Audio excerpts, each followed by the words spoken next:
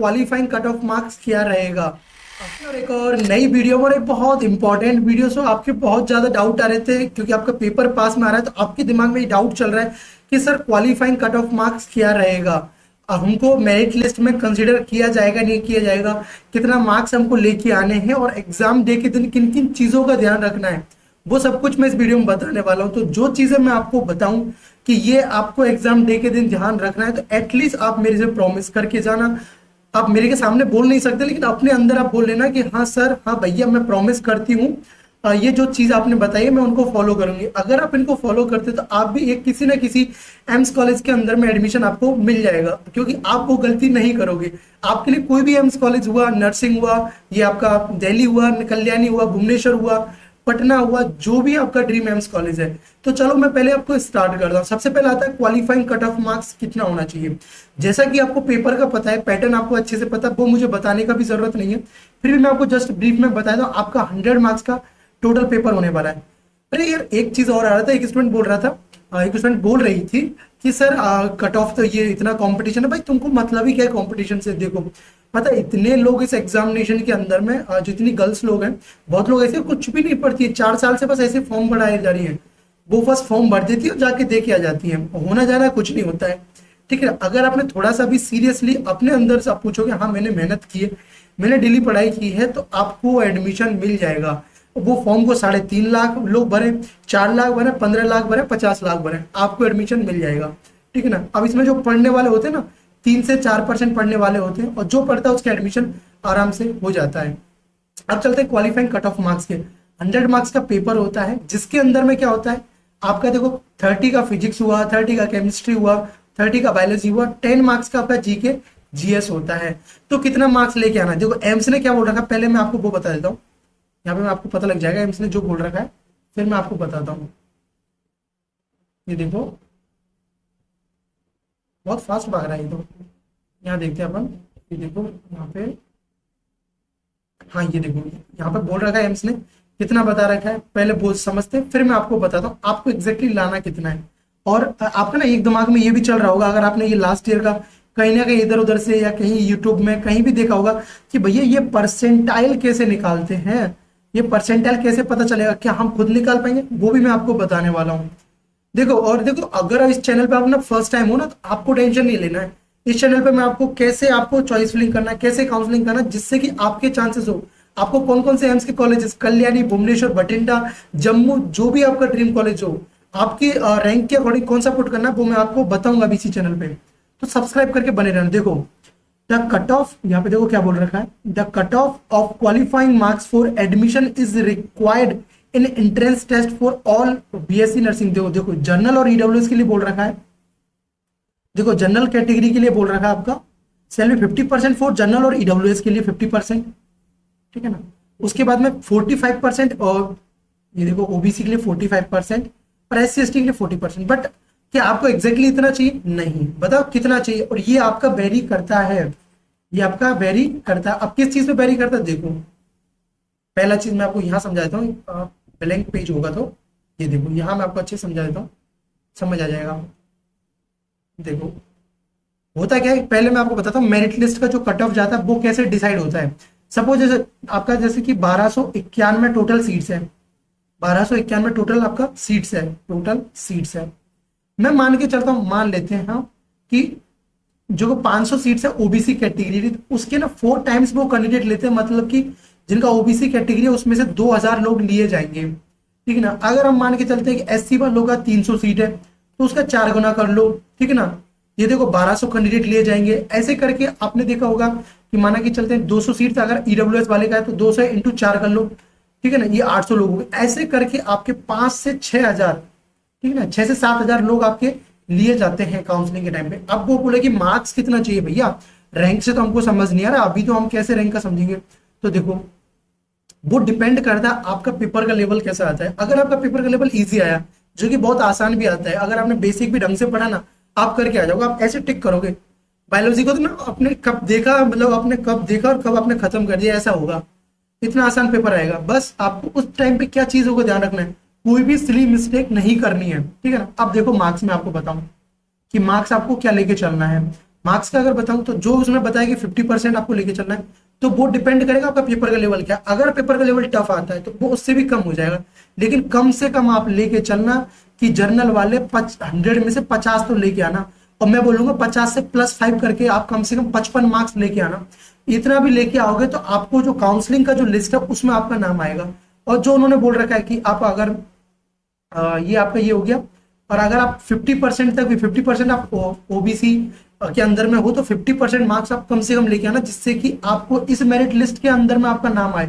देखो ऐसे आपका मेरिट लिस्ट निकलता है, क्योंकि इस भूल में आप मत रहना कि जितने स्टूडेंट हैं सबको काउंसलिंग के लिए, नहीं नहीं नहीं, सब लोग काउंसलिंग के लिए एलिजिबल नहीं होते हैं। जैसे कि आपने अगर बाद में जैसे होगा देखा होगा कि सीयूईटी की काउंसलिंग अगर आपने कभी एग्जाम दिया हो, आईसीआर का दिया हो, अगर आपने कभी ट्राई किया हो ये पेपर, ठीक है ना, तो इसके अंदर में क्या सब लोग एलिजिबल होते हैं, कोई भी लोग काउंसलिंग में भर सकता है। लेकिन एम्स नर्सिंग के अंदर में ऐसा नहीं है, इसके अंदर में 4 टाइम्स स्टूडेंट ओनली इसके लिए एलिजिबल होते हैं। अब देखो ऐसे करके आपको आता है, और यहाँ पे साफ साफ लिखा रहता है केवल एक ही मेरिट लिस्ट निकल के आता है। अब बोलो भैया यहाँ तो परसेंटाइल दे रखा है, ये देखो 97 परसेंटाइल दे रखा है, क्या इतना स्कोर हमको लाना पड़ेगा कि 100 में से 97? नहीं भाई, ये परसेंटाइल है, ये कैसे निकाला जाता है। देखो परसेंटाइल का सीधा सा तरीका मैं आपको बता देता हूँ। जैसे आपका मैं नाम मान के चलता हूँ, चलो आपका नाम है रेखा, ठीक है ना, रेखा, सीता, गीता, रामा, श्यामा, वट एवर जो भी नाम है आपका, ठीक है, ये है हमारी प्यारी सी रेखा है, ठीक है ना, ये प्यारी सी रेखा है, ठीक है ना, ये पेपर देने जा रही है, ये बोल रही है ये कंफ्यूज है परसेंटाइल के बारे में। तो ये रेखा ने पेपर दिया, और रेखा ने माना कि चलते इसकी जो मतलब जो इसने एम्स नर्सिंग का पेपर दिया, तो उसके अंदर में 100 स्टूडेंट बैठे, केवल 100 स्टूडेंट नहीं बैठते। आपको अगर मैं बताऊं लास्ट ईयर का जो डाटा मैंने गूगल पे देखा, तो वो 3,72,000 के around last year form fill up हुए थे, ठीक है ना, अपीयर कैंडिडेट से अपीयर ऐसा बोला गया है। अब मे भी ये कितना सही है इसके बारे में तो मैं आपको कंफर्मेशन नहीं, क्योंकि ऐसा कुछ एम्स की तरफ से आया नहीं। तो भाई रेखा ने एम्स नर्सिंग का फॉर्म भरा, उसके अंदर में 100 स्टूडेंट थे। जब रेखा का जो मार्क्स वगैरह कैलकुलेट किया गया तो देखा गया कि रेखा ना 50 लोगों से आगे है, कि रेखा का जो नंबर है वो 50 लोगों से आगे है, या 50 लोगों के बराबर है, ठीक है ना। तो इसमें क्या हो, रेखा का 50 लोगों से मतलब रेखा से कहने का मतलब रेखा के 50 लोगों से ज्यादा है, मतलब रेखा से 50 लोग कम है। तो यहाँ पे अपन उसको रख देते इंटू 100 कर देते हैं। तो ये से करोगे तो इसका क्या आएगा, 15 परसेंटाइल आएगा ये। तो इसका फॉर्मूला क्या होता है मैं आपको बता देता हूं।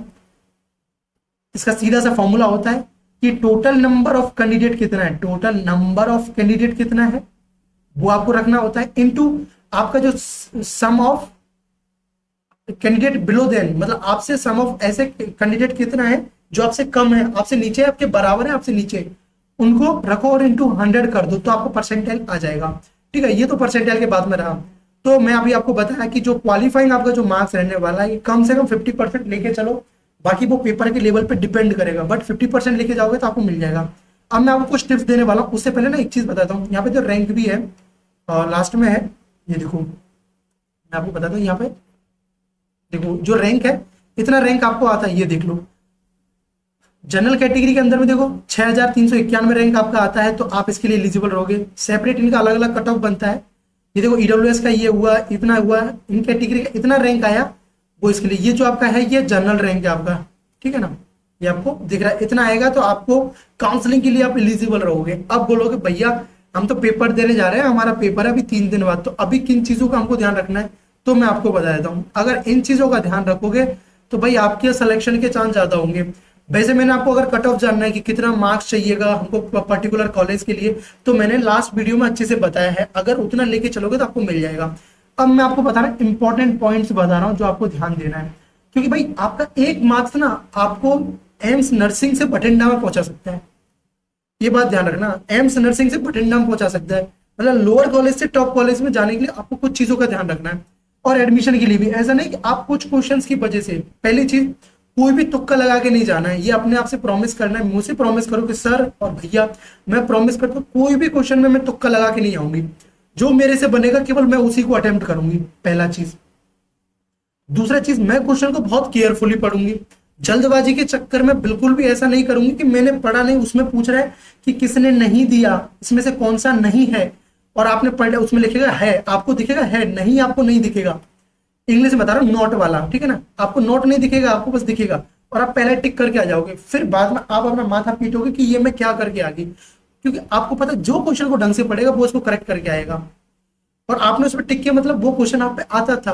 तो ये सिली मिस्टेक्स होते हैं, ये आपको नहीं करना है। दूसरा चीज, तीसरा चीज मैं आपको बताने वाला हूँ जिसका ध्यान रखना है आपको। हाँ, जैसा कि आपने फिजिक्स का पेपर सेक्शन अटेम्प्ट कर रहे हो 30 क्वेश्चन है, माना कि सेकंड नंबर क्वेश्चन टफ आ गया, क्योंकि कुछ क्वेश्चन ना ऐसे फंसा के वो देते हैं जिसमें आपका टाइम लगे, तो आपको क्या करना, अपना माउस उठा के, आपको लग रहा है ये टफ है नहीं बनेगा, आगे बढ़ो, उसके बाद क्वेश्चन नहीं बनेगा, आगे बढ़ो। भाई ऐसे क्वेश्चन आपको पहले फाइंड आउट कर लेने जो आपको आसान लगता है कि यार ये प्यारा प्यारा सा क्वेश्चन है, इसको मैं बना के आ जाऊंगी। ठीक है, तो मैं हमारी रेखा से उम्मीद करूंगा कि वो रेखा कोई भी क्वेश्चन छोड़ के नहीं आएगी।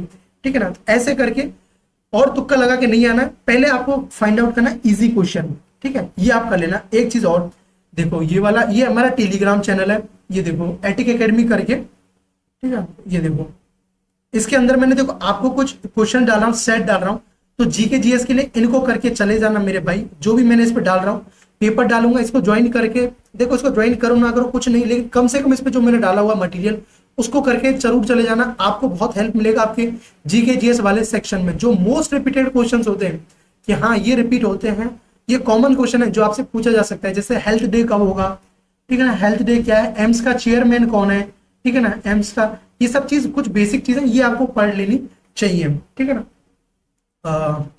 ये हो गया। और मैंने आपको एग्जाम डे का टिप दे दिया, एग्जाम से पहले जाना, बिल्कुल भी नर्वस नहीं होना, आपका पेपर बहुत अच्छा जाएगा, बस अपने ऊपर विश्वास रखना कि मैंने मेहनत किया, मेरा पेपर ठीक जाएगा। और बाकी कोई दिक्कत हो तो कमेंट सेक्शन में पूछ सकते हो, और मेरा टेलीग्राम चैनल है, टेलीग्राम चैनल पे जाके मेरा पर्सनल टेलीग्राम आईडी मिल जाएगा, तो वहां पे आप मेरे से अपने जो भी डाउट है वो भी पूछ सकते हो, मैं पूरा कोशिश करूंगा हेल्प करने का। और मैं चाहूंगा कि आपको भी किसी ना किसी एम्स कॉलेज के अंदर में एडमिशन मिले, उसके लिए मैं पूरा एफर्ट लगा दूंगा। जितने भी एम्स के कॉलेजेस हैं, कैसे आपको चॉइस फिलिंग करना है, कैसे प्रेफरेंस रखना है उसमें, वो सब कुछ मैं आपको गाइड करूंगा। ठीक है ना, इसके अंदर में देखो ये अब आपके जितने भी एम्स कॉलेजेस हैं उन सब के लिए कि आपको कौन कौन सा रखना है, डर से आपका जो भुवनेश्वर, बठिंडा, जम्मू, वट एवर जो भी हो। ठीक है ना, तो आपको मैंने बता दिया क्वालिफाइंग मार्क्स भी आपका, और जो मेरिट लिस्ट भी, मेरिट लिस्ट में आने के लिए कम से कम उतना आपको लेके चलना है। बाकी डिपेंड करेगा पेपर के लेवल पर, जो मैंने आपको रैंक बता दिया कितना आपको रैंक रखना है, लेकिन रैंक तो अभी कोई मैटर नहीं करेगा, बस ध्यान रखना है कि कोई गलती मत करना। आपका एक गलती आपको जो आपका जो काउंसलिंग का जो लिस्ट आएगा उससे बाहर निकाल सकता है। तो अच्छे से आपको काम होके, बिल्कुल टेंशन नहीं होना, पैनिक नहीं होना, ऐसा नहीं करना कि पैर कब कपा रहे, बिल्कुल नहीं। आपने मेहनत किया, ऊपर वाले पे विश्वास रखना और अच्छे से देके आना है। तो चलो, मेरी भी बेस्ट विशेष आप लोगों के साथ है, तो ऑल द वेरी बेस्ट, अच्छे से पेपर देना और चैनल को सब्सक्राइब करके बने रहना। आगे जो भी अपडेट्स होंगी, कैसे काउंसलिंग, चॉइस फिलिंग, सब कुछ आगे मैं आपको बता दूंगा। काउंसलिंग बहुत स्मूथ हो जाएगी। So bye bye, take care, thanks for watching.